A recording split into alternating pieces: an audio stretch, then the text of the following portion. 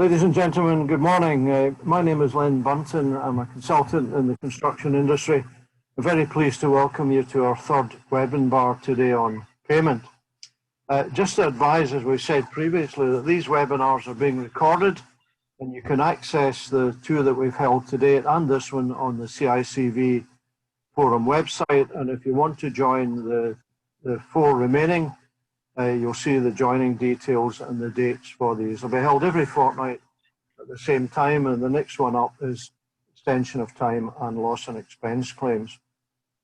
I think of particular importance, the one you should look at is the seminar on PBAs, because it spells out how PBAs operate and gives the supply chain certainty of timing of payment, which is very important in the industry. Just as a general theme, we said at the start of this program that these seminars are about changing the culture of the construction industry. By that, I mean changing the way that we do things, because we all know that we need to bring radical change to the way the construction industry operates. I'd like to introduce our three presenters this morning. First up is Professor Rudy Klein, probably needs little or no introduction. The Chief Executive of the Specialist Engineering Contractors Group. He's been a titan in the industry, promoting cultural change, payment issues, cash flow, ring fencing retention, project bank accounts, you name it. If there's anything that's needing changed, Rudy Klein leads the charge. Next speaker after, the next contributor after that is Ian Honeyman. Ian has had extensive experience as a commercial manager and is now the Commercial Director of the Scottish Building Employers Federation. Having worked with Ian for the last 6 months in the forum, he's produced an immense amount of work in working with all of us trying to bring change in the industry. We also have Angus Pearson on standby. Gus will be adding some practical comments in relation to some of the questions that we've been receiving. Just a quick word about the forum. Most of you may have heard this before. March of this year, it's been an incredible journey, bringing together the main employment organisations in the construction industry in Scotland, all doing different things to help the industry move forward. And we're in a very important stage at the present moment where we're working with the Scottish Government on implementing the road to recovery for the industry. So still a huge amount of work to be done. Just a flavour of who's involved. The forum represents 35,000 operators in the industry, 8,000 businesses, over 120 people involved in the various subgroups we have. So the seminar this morning, Professor Klein is going to be talking about issues to do with risk. We'll be giving you some practical help on dealing with payment applications, protecting your position, and practical perspectives on some of the things you need to do to improve your own commercial efficiency. So happy now to hand over to Professor Rudy Klein. Rudy, thank you. Thank you, Len. Okay. Right, what I'm going to do for this initial part of the seminar is to consider the issue of risks in your contract. Because how risky your contract is often crucial to your cash flow. One follows the other.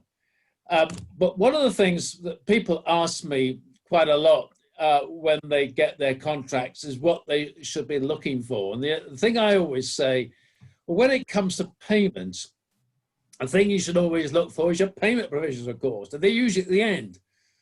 So you always get a clue with payment. It's at the end. So look through your contract and then you'll get to clause 2006, and that's your payment provisions. And then that 2006 clause will be divided into subclauses and sub-subclauses. And by the time you get to the retention bit, you've lost the will to live. So it can be an absolute bind.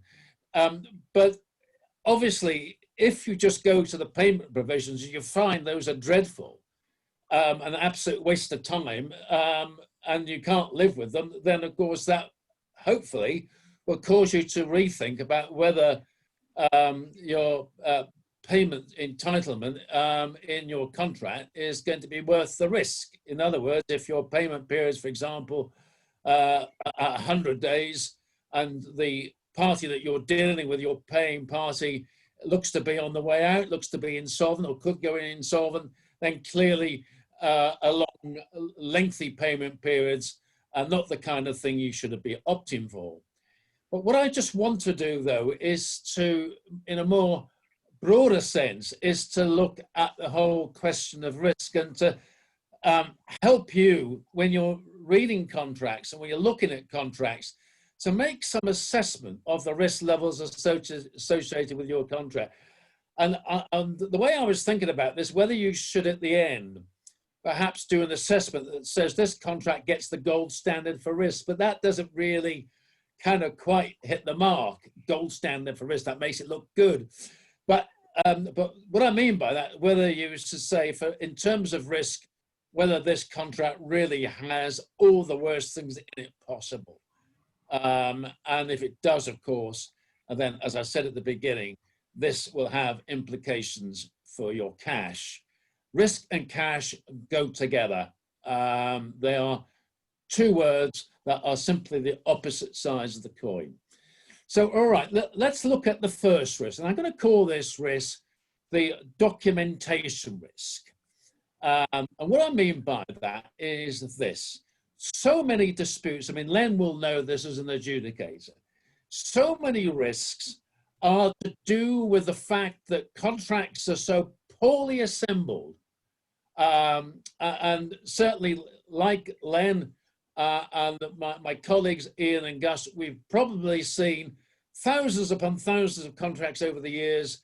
And even for somebody like me, a lawyer, trying to make sense of them can sometimes be impossible. Because very often, as we all know, contracts and contract documentation are assembled from different sources, are put together probably rather quickly without much thought or care in the world about the poor person who's actually got to look at it at some time in the future. So documentation is critical, and risks lie there because your documentation simply doesn't make sense. And the thing to remember is this, that when you tender, when you bid for work, you are pretty much accepting most of the risks that are handed over to you at tender stage. And the assumption being, or the implication being, that if you submit a price, then that price reflects the risks that contained in what's given to you at tender stage. I remember one contractor telling me once that when they actually submit their bid, they have to go into a data room between 2 and 3 o'clock in the morning with a cyber key. And then they look at that cyber key and all sorts of junk falls out of that data room. It's packed with junk. And then they've got to make some sense of it in order to try and give some kind of price. So a major area of risk. So just looking at that very quickly then, that slide is up in front of you. Are you clear then what is within the contractual documentation?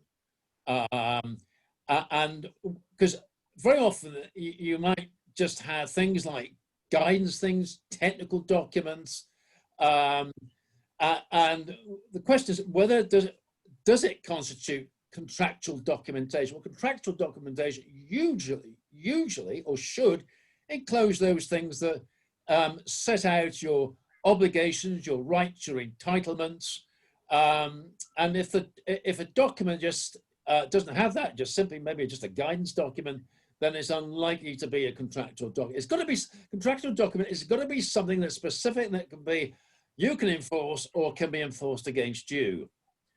The other issue, is it complete? Well, in many cases, you may not know it's complete. Although in other cases you will. You might say, well, is the design here? Is it all here? Just question the other side. Have you been given everything? There's quite a possibility you might not have been given everything. Are there conflicts, discrepancies between the document or within the document? Often there are. How these going to be resolved? You more likely will take the risk of this. There are priorities. Often standard contracts will have priorities for dealing with conflict within documents. That you need to look at those.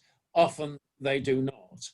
Um, Definitions, very important that all your keywords are defined.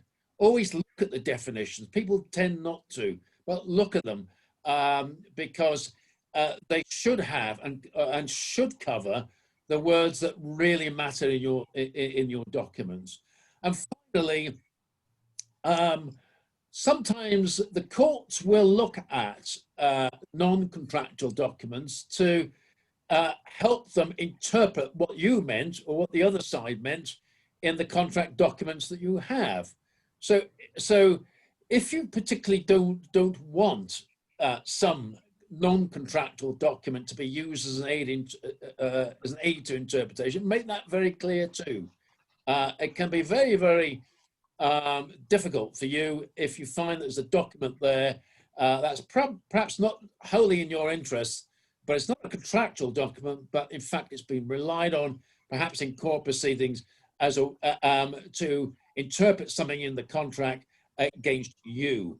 So just be careful with that one and watch out for it. So that's my documentary risk. So scope of works. Now, some research that was done in the University of Texas many years ago indicated that most disputes revolve around scope of work. Certainly in my experience, that's the case. I'm sure my colleagues' experience, that's the case. So scope of works has to be a priority when you're looking at your documents. Check that scope. Is it precisely defined? The kind of thing that comes up time and time again, you shall do all that's necessary to complete the works as described, or you just shall do all that's necessary to complete the works. Well, these are what I call Weasley words. These could mean anything or import anything. So watch out for those. Get as much precision in terms of the work that you're supposed to do. And if in fact the scope has been proposed to you, make sure that it reflects exactly what you expected. If it doesn't, quickly get onto it and changes. Now, I realize sometimes you might not get all this information because contract documentation is given you too late in the process, but at least these are things you should have there at the outset and be happy with at the outset before you get into the work. Remember, once you start working, there's very little scope then to try and argue these things. And the other thing, when you look at scope, make sure, of course, that your drawings, your specification, numbered documents, whatever else you're using that describes the work, make sure that all those documents knit together so that, again, the scope is clearly defined, clearly understood. Program completion risks. Now, basic question is there a program? Often there isn't. Does the program, does it accord with what you anticipate as to the sequencing of the works? You will have priced, presumably, for a particular sequence, or you would have anticipated a particular sequence in which the works will be carried out. Now, of course, if that isn't the case, well, your price is not going to accurately reflect what you expected. And of course, again, there's cash flow implications, of course, if you get this wrong. What extent are you, or to what extent are you dependent upon the progress of others? If you've got about 50 other trades that you've got to interface with, wow, the risks are going to be phenomenal. And again, there'll be price and implications. For example, if you've got clauses in your contract that say you've got to coordinate your work with others, well, coordinate your work with others. If you've got 50 or 100 other people to coordinate your work with, you're in trouble. In fact, your research that's been done in previous years suggests on your average project, certainly as far as tier 2 contractors are concerned, there are about between 50 and 70 tier 2 contractors, between 50 and 70 different interfaces. Now, obviously, hopefully you won't have to deal with all those, but just check how many interfaces you've got. The other point to watch out for is that your progress is going to be uninterrupted. What you don't want, of course, clauses that say that the lead contractor or the client, if you're the lead contractor, has got the wherewithal and the right to say, you'll come on as and when I decide. And of course, when you see in subcontracts clauses that say that you shall progress your works in tandem with the main contract, that is really, really dangerous stuff, that is. Because how do you know what the progress of the main contract is likely to be? That could be disrupted by millions of other things. Cash flow implications, again, this is all cash, cash, cash. The best thing to do, in fact, is to walk around with a hard hat, with a thing in front that says cash, cash, cash. Always walk around those every single day with a little notice right stuck out in front of your hard hat, cash, cash, everything's cash. And this is all cash. Completion date. Have you agreed on a date that is really realistic? Or you're going to have to, in fact, employ extra people because you realize it's unrealistic? Do you have to, in fact, try and make sure that you're getting overtime to complete? Again, cash. What constitutes completion? Now, if you've reached practical completion, of course, it's very important that you know what constitutes handover or practical completion or substantial completion or whatever phrase is used, because, of course, your right to recover or have the first half of your retention release normally arises there. It doesn't always, mind you, it doesn't always. It should do, certainly in the standard forms. But the likelihood, of course, you won't have a standard form. The likelihood you will have a non-standard form, a bespoke form, or a heavily amended standard form. Or if you've got an NEC contract, you'll have millions of Z clauses to delight you. Oh, sorry, that's not the phrase I should use. They're hardly going to delight you. Okay, payments. Well, we're going to be talking about payment in rather more detail, but just for the moment, payment cycles, clearly that's so important. The longer you have, the more insolvency risk you have if you're waiting for your money longer.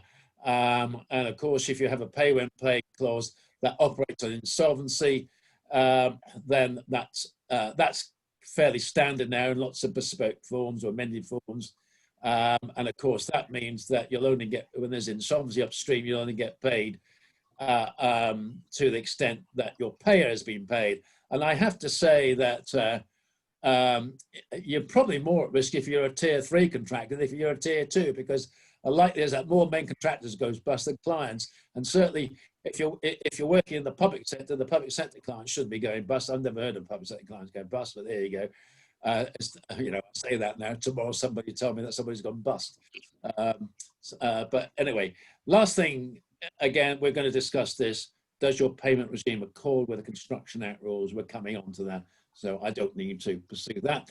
Liability. Now, normally your contractual liability is open-ended, which means you're liable for everything. For your breach. If you breach a contract, that's it. There's no limit. Unlike, in fact, many other countries which do have limits. And of course, the other thing is that what you'll need to look at, particularly in the supply chain, is for liquidated ascertained damage under the main contract and the extent of your liability for that. And if you're a very small business, the last thing you want to be picking up is if you're in breach yourself, facing claims for a fact the main contractor has actually suffered liquidated ascertained damages. And of course, if you're a main contractor and you've got liquidated ascertained damages in your contract, that's, again, that will be a profitability killer if you are in delay. And of course, you may also have performance damages. For example, if you're, let's say you've got a main contract to install an incinerator that is not incinerating at the rate it should be, you could be facing performance damages as well. Something, again, to look out for. Have you got the right insurance policies in place? Now, remember one thing with risk, how you manage risk. Well, risk is managed in many cases, in most cases, by insuring it, laying it off to the insurers. If you can't lay it off, you're going to ask yourself, well, if I can't lay this off to insurers, how much risk am I going to be taking on? So if you've got the right insurance policies in place, remember PI's in policies now, the premiums have gone up. In fact, I heard of one company going bust a few months ago because they had to meet a massive increase in their PI policies. Again, it's a cash flow issue.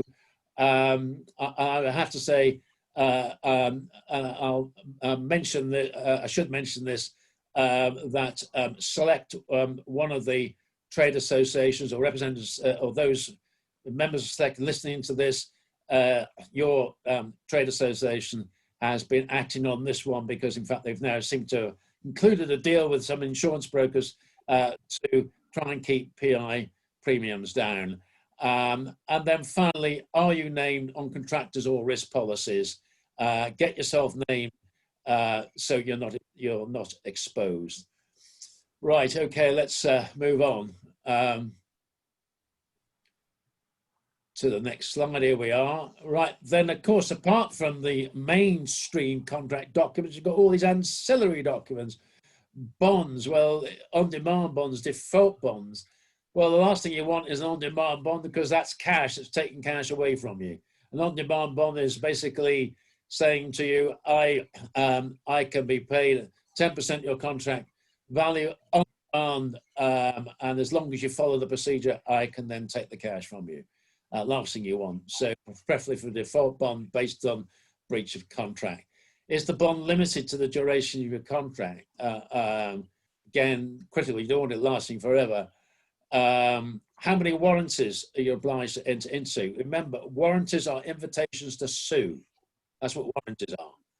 In other words, you're giving the right to hundreds of other people to sue you, tenants, funders, purchasers, if you don't perform your contract. And you're giving that away free. I've never heard of anybody giving things away free, not in any other sector, but we do. We give lots of things free. Warranties are one of them. So if writers to sue us, we give away. How many are we going to give away? And what is the extent of the assignation? How many are going to be, or if you give a warranty of funder, for example, or tenant, how many times can they actually assign these warranties? So that, again, these are all potential cash flow killers. So right now we come to design. Design to me is probably one of the biggest risks we face in construction. If you take on design, or design is part of your work, as it often is, particularly if you're a design and build contractor, or if you're a subcontractor doing design, then you will be responsible, obviously, for your own design. But if you are in fact developing a design that you've been given, you've paid no part in developing initially, then if it doesn't work, you are likely to take the risk of the design not working. If you're in the United States, you don't. Unfortunately, in this country, you take the risk. So if the design has been put together, the specification being put together inadequately, hopelessly, it's not working, it's a cash flow killer. Then there's also the fact that very often you could end up being responsible for design that's been done by others. I've seen so many of these contracts which are unbelievable, that you take on responsibility for design done by others. Therefore, you'll need to check the design that has done by. Now, very often these things can only be done once you're working. The more that you can do at the outset, the better. But I realise that can be extremely difficult. What is the standard of care required? Is it fitness and purpose, resource, skill and care? The likelihood is that if you need PI cover, if you have to take out PI cover, fitness and purpose is not going to be something that you can ensure. And then finally, going back to my point about scope of works, has your design input been defined? Has it been properly described? What is it you're required to do design-wise? That should be in your scope. Check it's there. Again, otherwise you'll be doing things that you don't expect to be doing. Again, cash flow. Right, so at the end of all this, what I suggest is this. You produce as a template a contract risk scorecard. You list all those risks I put in there, those major risk documentary risks, design risks, liability risks, etc. So put those in the left-hand column there. List all down. These are all the key risks. And then as you go through the contract, have a go and say, okay, and look at these risks. These are the key ones. It's that Rudy Klein said. Okay, now is that very high? Oh, design. Oh, good. I'm going to be taking responsibility for everybody else's design. It seems right. I'll put a tick under 5 because that's very, very high. Number 1 is low because I'm not taking on any design. That's fine. You do this with all the risks, and then when you've got all 5s there, you can't. Oh my goodness, should I be taking on this contract? Well, of course, by the time you've done this, you probably take on the contract anyway. Well, at least your eyes have now finally been opened. But worth doing because I tell you what, it's all 5s. You could potentially have major cash flow problems. So in fact, then you do really need to go around with an even bigger sign in front of your helmet that says cash, cash, cash. Dreadful. Anyway, we move on. Len, I think I'm now going to hand over to you to do your exciting bit on payment disputes. Thank you very much. We've had a number of questions sent in advance, and also there's a Q&A button on the screen. If you have any questions, please ping them over. We've got about 45 minutes. We'll do our best to give you some guidance on these questions. You can also email them to the forum website, and we'll try and pick these up. We'll be giving you a guidance rather than advice. You may want to go to your own professional advisors on some things. First point I'd like to deal with is, why do we have so many payment disputes in the industry? I don't know the answer. Rewinding back to when I was a lad, we did the monthly valuation with the contractor. We went to a pub and had a steak pie and a pint, went back to the office, did the valuation, pinged it off to the architect who issued a certificate, and the client paid a week later. And now this whole process is a war of attrition. Just out of interest, in the last 3 months, the RICS appointed 415 adjudicators. A number of these adjudications would settle. That was over a 3-month period. If you take the cost of what was in dispute, the cost of the adjudicator, the legal fees to the parties, you're talking anything in the region of 40 to 50 million quid, all being tied up in disputes. And the industry can't continue to function if we have that. As I said, the purpose of these seminars is to try and steer you through avoiding these situations. So I'm going to touch on a number of points, and my colleagues will give me a wave and they can jump in when they've got anything they want to say. I say that 75% of the adjudications I deal with are about payment, either over interim applications or final accounts or deductions. The issues relate to the value of work executed. The big question mark, we've had a question for somebody dealing with variations. The arguments are that variations are not variations, so how do you deal with that? I totally agree with what Rudy has said. Thrash these things out at the beginning of the job, fully understand your scope of works, so that you can be clear. If somebody asks you to do something else, you can say, well, I've not allowed for that in my tender. It's not been described in the contract documents, so it's a variation.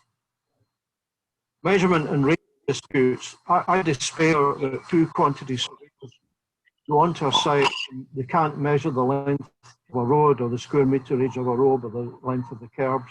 It's quite incredible. These are silly things that shouldn't be coming in front of an adjudicator.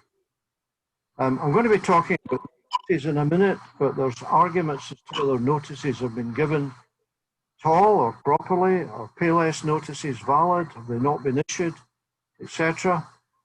Picking Rudy's point, one of the biggest problems we have in the industry at the present moment is issues relating to contractor design portions.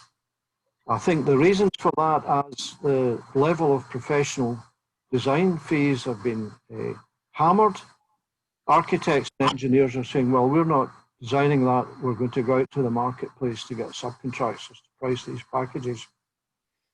And one of the big problems that flows out of that is interface issues.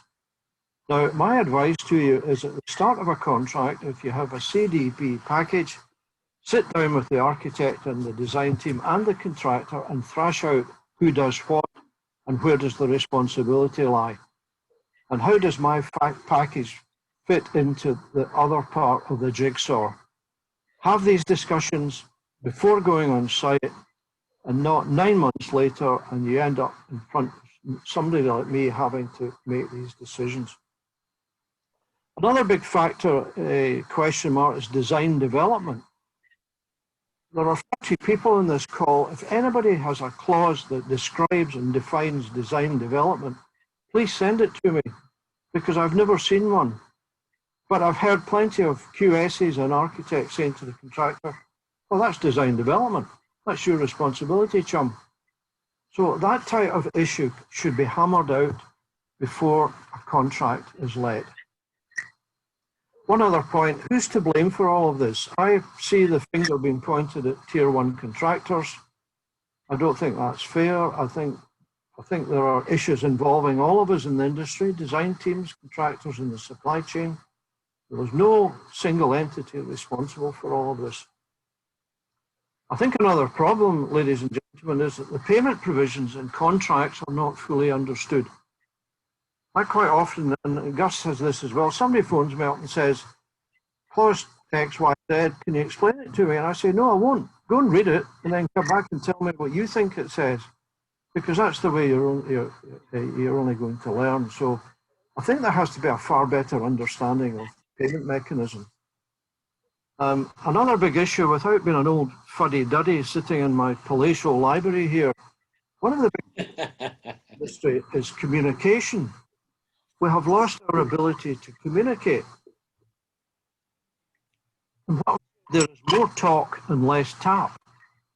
Pick up the phone. If you get an application for payment in and you think the contractor has justified it or the subcontractor, then have some engagement with them. If the information has not been provided, then ask for it. Don't just slash an application and explain to the contractor why he's got his money taken off. And I'll talk about the contractor's responsibility in a moment. So I'm very much in the camp of people communicating more frequently, face to face. This is a great vehicle actually to engage with people and not be hiding behind the keyboard stuff. Let's get rid of that. Let's engage. Now, obviously, legal requirements for payment. If you've entered into a construction contract, there's certain payment rights of payee and there's obligations in the. Each contract must provide a due date and a final date for payment in relation to each payment and the basis of how payment is calculated. I'll come on to that in a moment. If there's no dates in your contract, then the scheme applies. Contingent payment was outlawed under the 2011 amendments, and we'll come on to this one later on in the question session. The abuse in relation to retention release, are these caught by the pay when paid provisions? We'll leave that to our barrister to help us. Now, notices, this is a critical area in contracts. I quite often am appointed as adjudicator and the respondent comes charging into the camp and says, you've got no jurisdiction because the contractor or the subcontractor didn't comply with the notice provisions.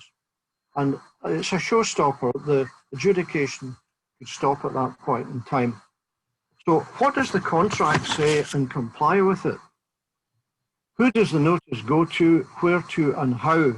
If the contract says that the notice is to be delivered to Professor Rudy Klein in his mansion in Hertfordshire and delivered by somebody sitting on a donkey, then that's what you've got to do. I'm sorry, I'm not being flippant, but follow the words of the contract to the letter and you won't fall at the first hurdle.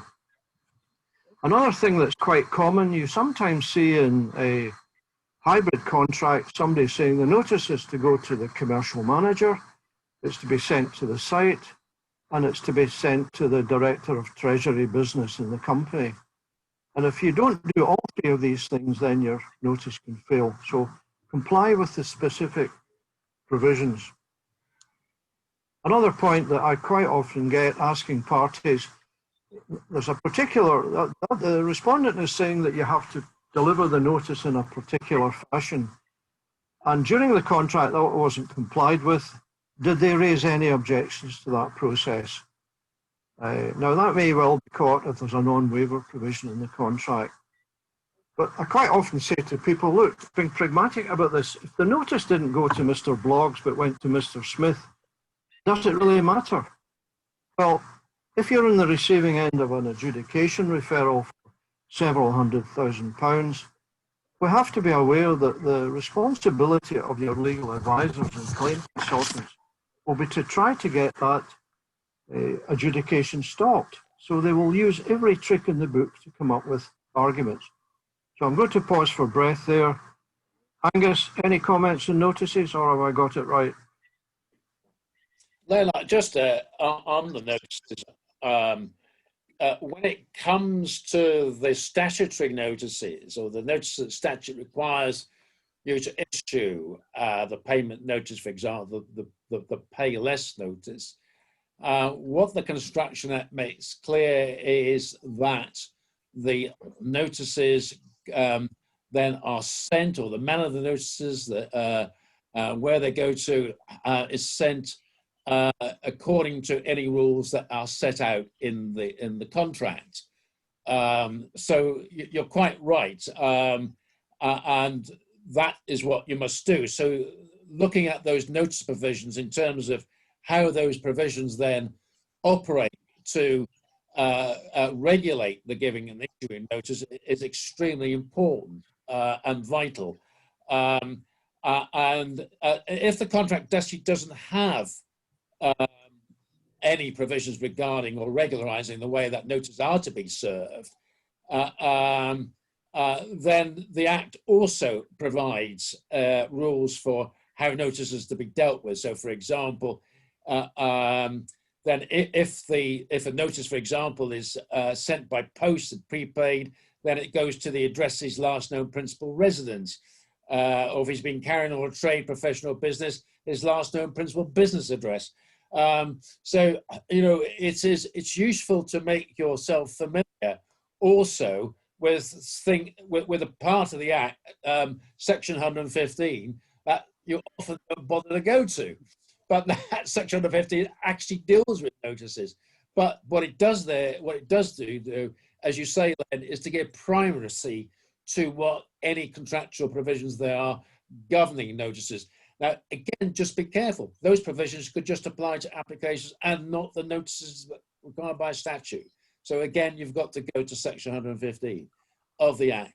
Just do that, because that can be extremely helpful, and it give you some strength. If there's a dispute about this, you've got something to fall back on.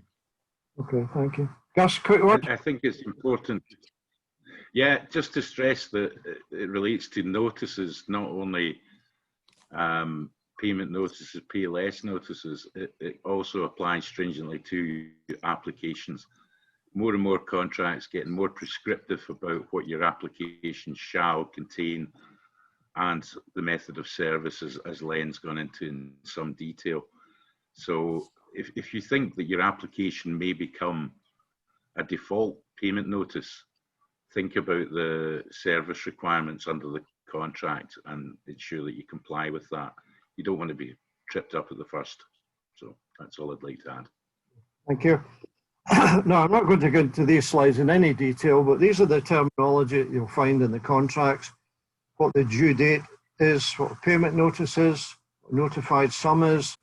You'll find these in the SBCC provisions and other contract, but SBCC clause 4. We'll come on to these in a minute because we've got a few questions. Now, the final date for payment, that is probably the most critical marker. That is the date beyond which nobody can go in terms of getting paid. So it's absolutely critical that that date is hit. We'll explain this in more detail in a second. Pay less notices, that has caused a lot of difficulties over the last few years with the industry. It features often in adjudication disputes. A pay less notice has not been issued in time, and does not clearly specify what the reasons for withholding are. So it must be absolutely clear what is being held and why and how much. In my opinion, it's insufficient to say you're not getting paid this because the skirtings are defective, 500 quid. I think you need to be, in fairness, you need to be much clearer as to why money is withheld from the person that's been withheld from.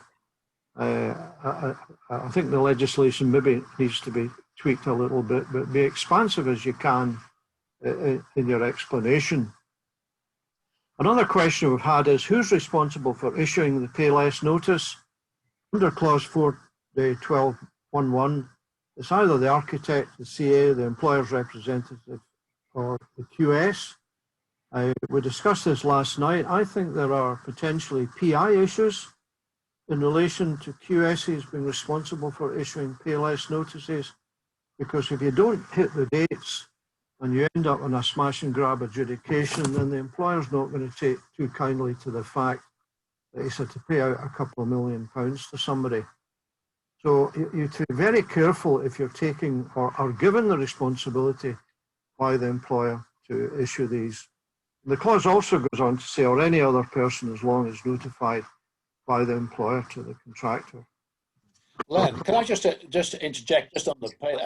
This is a really important point you're making here, I think, because I've seen on a few occasions where contracts, these are either amended or bespoke contracts, main contracts, in fact, where the employer has issued a pay less notice, but under the contract, the authority of issuing pay less has been given to the architect or to the engineer. So the pay less notice then can't be valid if it's given by the wrong person, the wrong party. In subcontracts, of course, it's probably not as difficult because usually it will be the main contractor and the subcontractor. But in main contracts, it can become a bit of a problem. As I say, I've seen a few examples of this where pay less notices have been issued by the wrong party, not the party that's been specified in the contract is having authority to issue them. Okay, thank you. Now moving on to some practical things from the perspective of all four of us. Rudy's already mentioned about reading your contract and understanding the payment mechanism and understand your rights and responsibilities.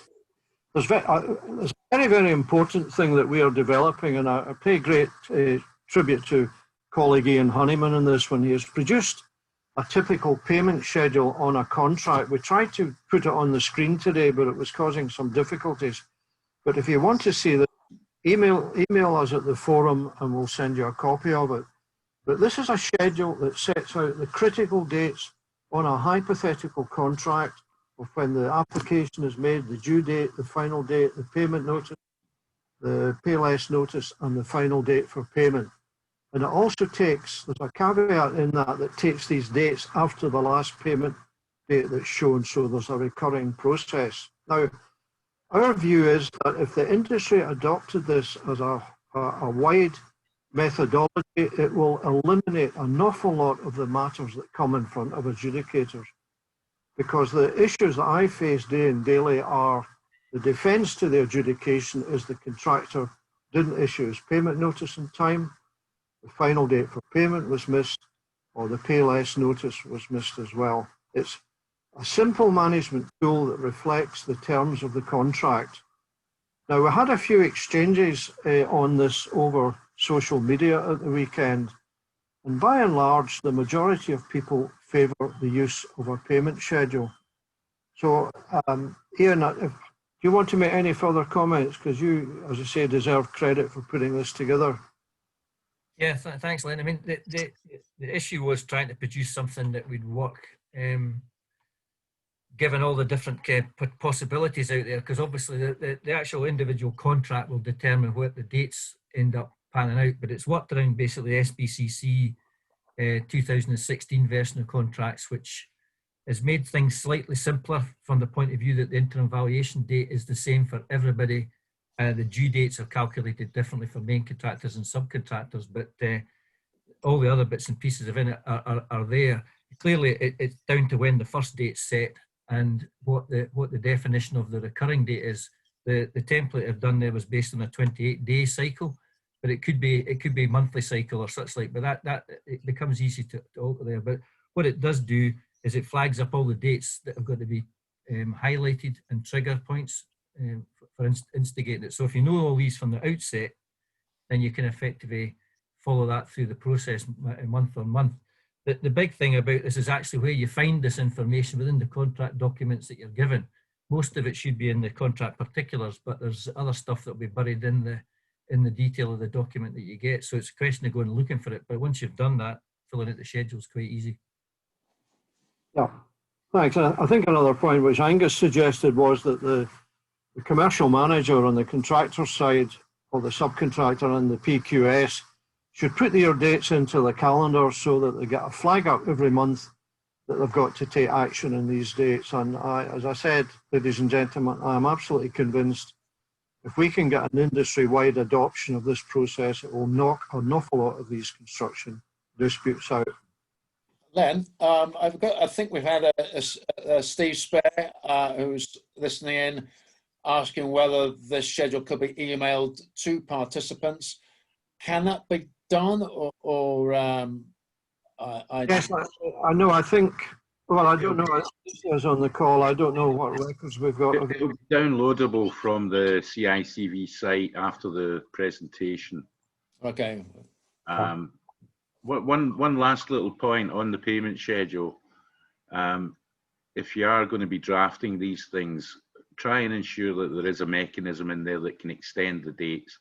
Because if your contract is delayed and the schedule of dates expires, you want to ensure that there's still a right or an entitlement for you to be able to apply to be paid for the period between then and completion. Okay. Right, well, we will post the thingy on the forum website. It might take a couple of days to do that. It just needs a couple of tweaks. Now, one example, I wrote this the other day, an application for payment, or the contractor was using a schedule, and it said, for the avoidance of doubt, the payment applications have to be received no later than 12 noon on these dates. And I had a big adjudication a couple of years ago on a hospital where there were about 40 different work packages, and the main contractor had staggered the submission dates so that his team on site could deal with them. And one subby was 2 hours late. And he said, well, it doesn't really matter. And the main contractor said, no, sorry, chum, you've missed the date. And I had to find in favour of the main contractor.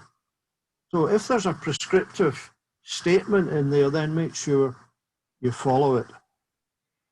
Another thing that we come across is the terminology that are used by people.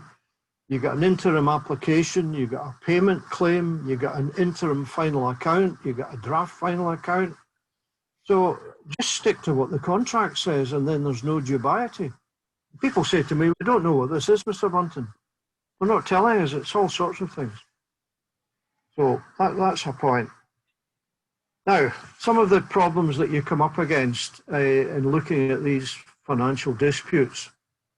I hear a lot of subcontractors and contractors saying we're not getting paid. Well, the reason that sometimes you don't get paid is because you haven't justified it. It's as bald and as cruel and as straightforward as that. I have not experienced in an adjudication that a referring party would get paid everything they've claimed, because in many cases they simply haven't substantiated what they're due. So if you're putting an application for payment in, make sure it is as detailed and substantiated as you can get it. If you get measurements of areas, provide the detail. If you're putting in rates, show a build-up. It's perfectly straightforward. It's straightforward quantity surveying to provide that level of detail. And then nobody can shoot you down and say, well, sorry, you haven't substantiated it. One thing that Gus and I see a lot is people claiming a percentage of work completed at the end of a period. Brickwork, 75% complete. The main contractor says, no, it's 50% complete. And I say to both of them, well, he's right.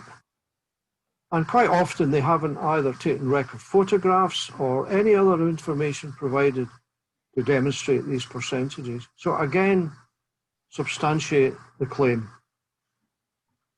Don't overclaim. It's a common factor and it just gets shredded by whoever's receiving it. Adjudicators will look at these overclaims and just say, well, I'm sorry, you just haven't substantiated it. So some further points. The application should be cumulative. We discussed yesterday in a session that previous payments should be deducted, but Gus and Ian come out with quite an interesting point in this one. Would you like to elaborate the argument we had last night, chaps? Deducting previous payments. Gus? Yeah, it's sometimes difficult because let's say you're on 60-day terms and your applications are monthly. So you may not know what your actual previous amount is at the time you make that subsequent application. So that's why the wording that's there now says deduct your previous payments if known. You should at least deduct the previous payment that you do know of. So be careful not to perhaps put your previous applied figure or previous certified figure if you don't already have the cash, because it would look like you're asking for a smaller sum of money. And if it does all go bandy and you end up in a dispute, you'll be limited to the sum that you've put in the payment application for. So just be careful. That's what we're saying there. If you've had the money, no problem to show that. If you've only got it in a certificate or an application, I'd be reluctant to include that. Ian, anything to add?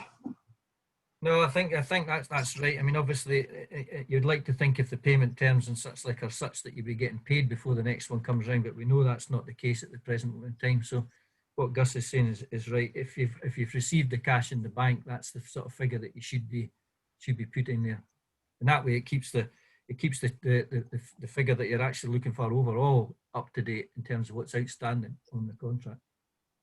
Okay, thank you. Now let's come to a real thorn in the flesh in the industry, quality or lack of quality. It's the big industry. Cavity walls getting stuffed with sandwich packets, stuff like this. Quite incredible. The contract says you're entitled to be paid for work properly executed.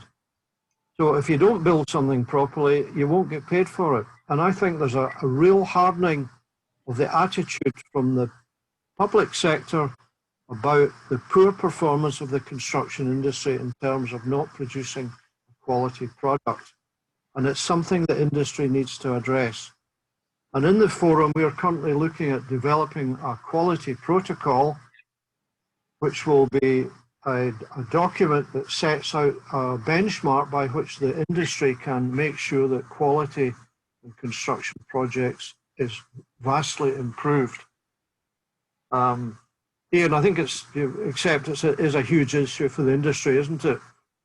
Absolutely. I mean, it shouldn't be, but it is absolutely, because at the end of the day, we've seen all these issues that have come up with jobs that haven't that have come to the public sort of highlight, particularly in the schools and such like, and obviously the issues and such like with the hospitals and whatever. All these things have massive profile, and it doesn't do the industry any service. But there's a lot of good work that is done by the industry, but they are overshadowed by the bad bits and pieces out there. And one thing is where we don't seem to do is actually flag up the jobs that have been done well and why they've been done well. But we're very, very good at flagging up the ones that are bad. And what we want to try and do is learn for the ones that have been done well and see how we can get that message out there and replicate it, because there are some good works out there, and we'd be wrong to do us. Our industry does ourselves down enough without adding to that. But it's clear that quality is one of the biggest things that clients and such like are looking for and should expect. It shouldn't be that they're, you know, I'm getting you to build the job and I want you to build it wrong. That's not what everybody's in here. We should be trying to do it as best as possible. But I think a lot of it comes down to the way that information is distributed around the contractors and subcontractors. Len, just to what Ian said there, I mean, it's just slightly off piece, but in my view, what clients should be asking for, and if I was a client, I'd be doing the same, is for all firms to be licensed as competent and capable to deliver what they hold themselves out as delivering. That is the critical thing if we're going to deal with the quality issues. I mean, things like the Select campaign, for example, for electrical operatives is in that direction. But we've also got the building, you've got the building warrant scheme in Scotland that where firms are accredited, for example, snippet firms are accredited, select firms are accredited, to self-certify in respect of certain types of work. I think this is where we need to head, but I say that's slightly off piece, mind you. Yeah, I mean, I think the solution is not complex. I would like to see a situation that contractors tendering need to provide references from previous employers about the historical quality of their projects. I think at tender stage, they need to demonstrate how they're going to run quality on their projects down the supply chain. And I think that needs to be monitored. I said to somebody the other day, I must have read 10,000 progress meeting minutes in my life. I've never once seen a chapter that dealt with quality, saying this is a running story of work that's defective in the project and how it's been remedied. So it needs a bit of focus, really. And again, it's one of these things that I think now we know the problem, that we can find the solution. So just to round off before we go on to questions, not to go into this in too much detail because we have a session in suspension, but there are suspension provisions now if you're not paid for the final date for payment. There's a procedure you've got to go through. And Angus and I recommend the use of that to a number of our clients when they're not getting paid. And for example, as long as you follow the contractual procedures properly, and say you were about to enter into a critical part of the contract and you say, well, I'm suspending because I've not been paid, that would have a heck of an effect on the main contractor. So use that contractual provision. It's there for a reason. As I say, we'll be dealing with suspension in more detail in a fortnight, 4 weeks' time. So just to come on to questions, I can't see any questions that have come in. Angus, Ian, are there any? Nothing new. I think the audience are obviously so impressed with the content that there's nothing of any question been raised. That's the case. Anyway, there's some here that I've got. How do I get paid without alienating my clients? Gus? Follow the contract is the first thing. If they're late, talk to them.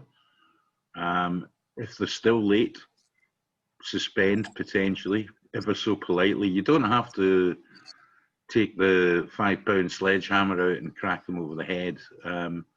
Follow the rules, and if somebody's just going to be a few days late and you can live with that, fine. But just let them know that you're aware of these things.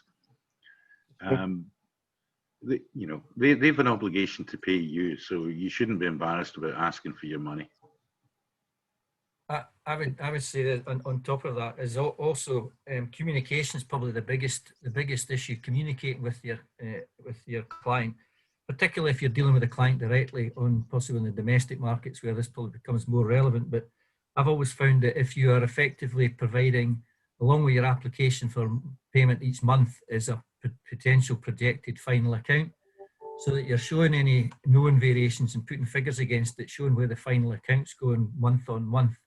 It then means that, it shouldn't come as a big surprise when you get to the end of the job that the figures are going to be where they are, because you've had that conversation and communication month on month with them.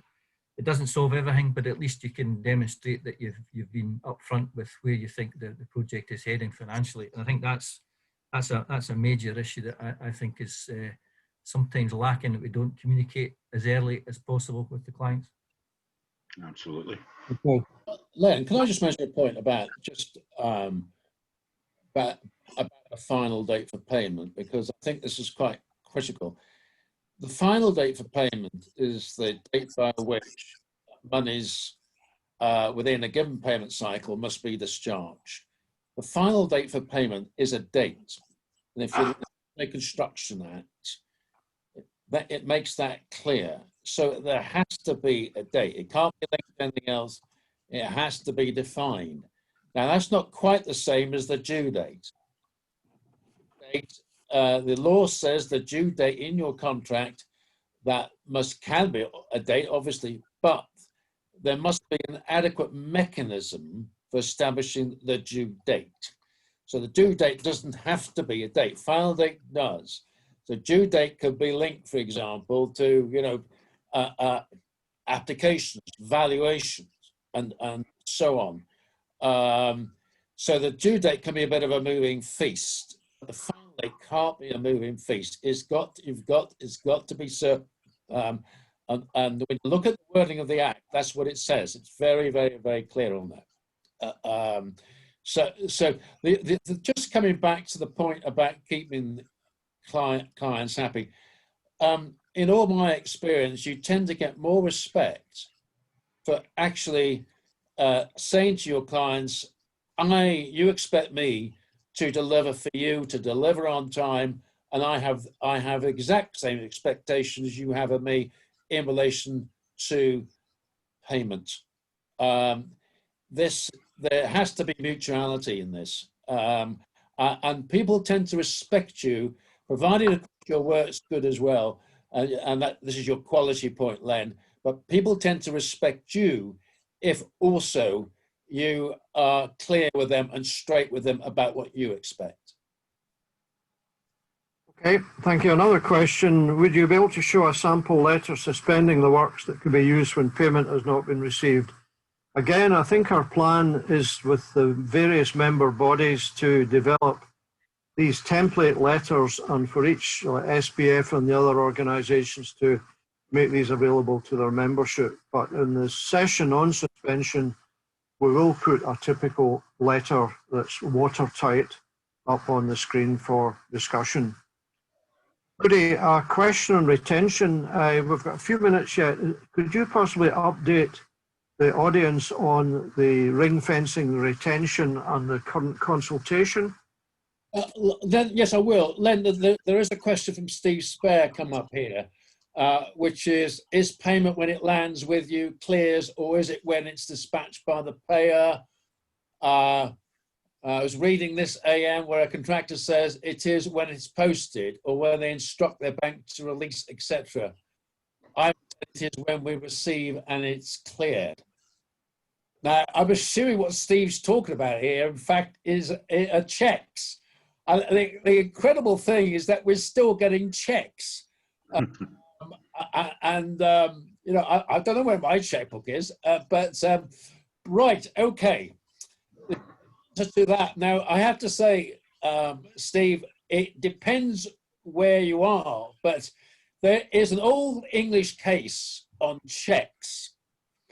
And that English case says that if the check is posted, the payment has been discharged at the time of posting.